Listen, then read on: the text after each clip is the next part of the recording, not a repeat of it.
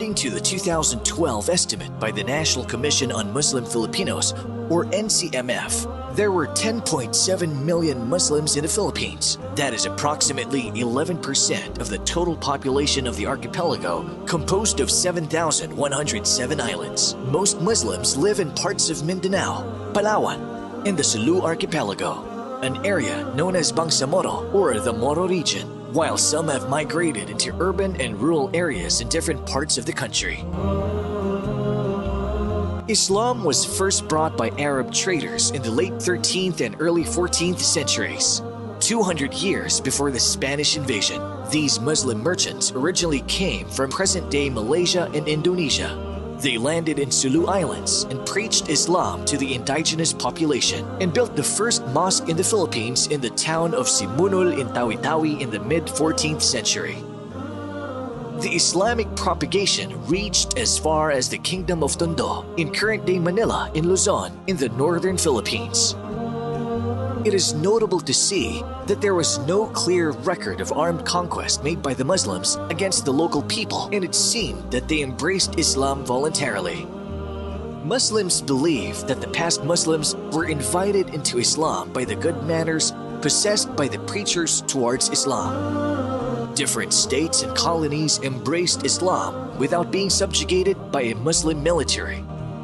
As time went on, the Muslims prospered under these Muslim states, which had trade relations with nearby islands and even far-off countries like India and China. By that time, the Philippines does not exist yet as a country, rather as a group of islands where different sultanates rule over different lands, where many of these are Muslim governments. The first attempt to conquer the Philippines was made by a Portuguese sailor working for Spain named Ferdinand Magellan in 1521.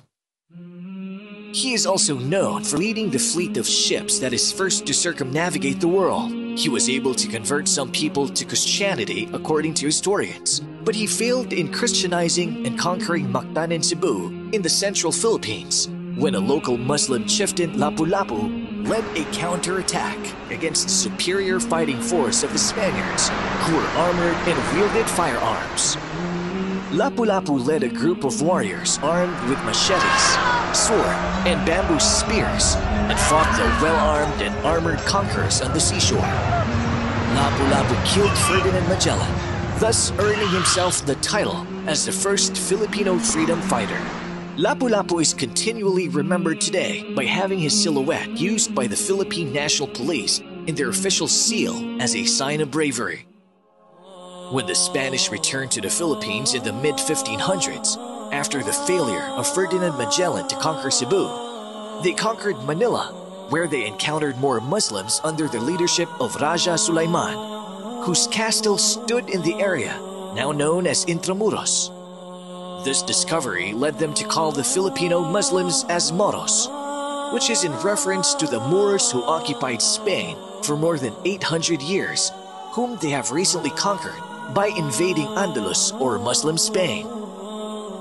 In 1575, the Spanish started spreading Catholicism in the Philippines through the use of missionaries. But these missions are often accompanied also by conquest and invasion, where the vanquished Filipinos are subjected to forced labor and other cruelties.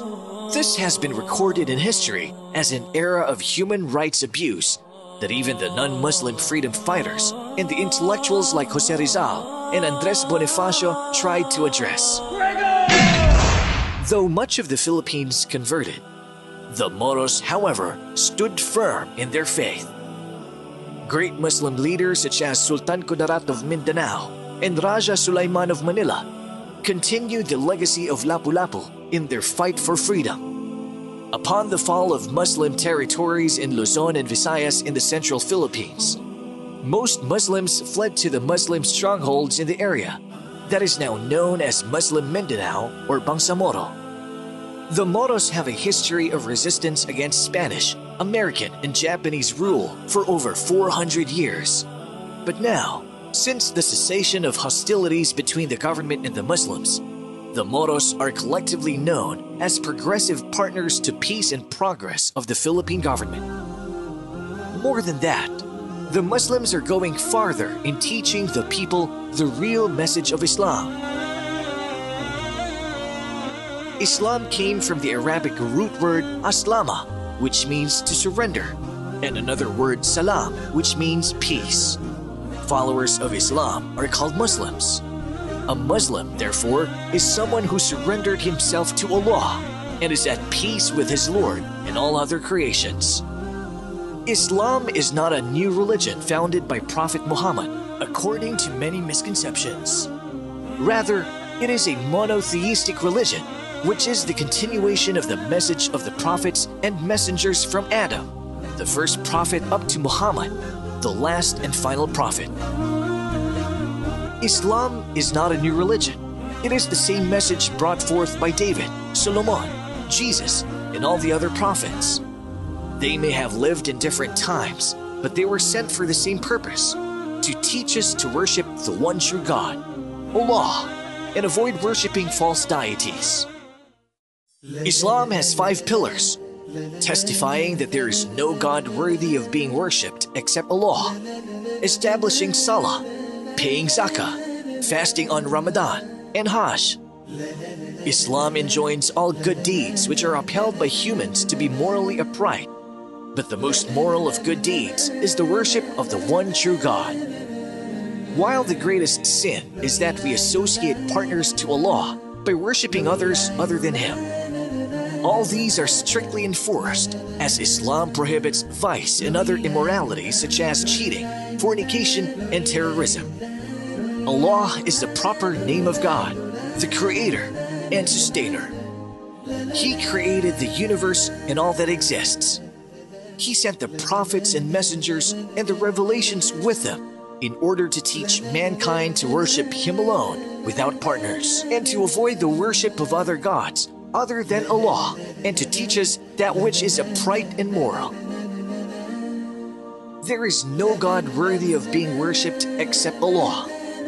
Worshipping Him alone without partners is the purpose of creation.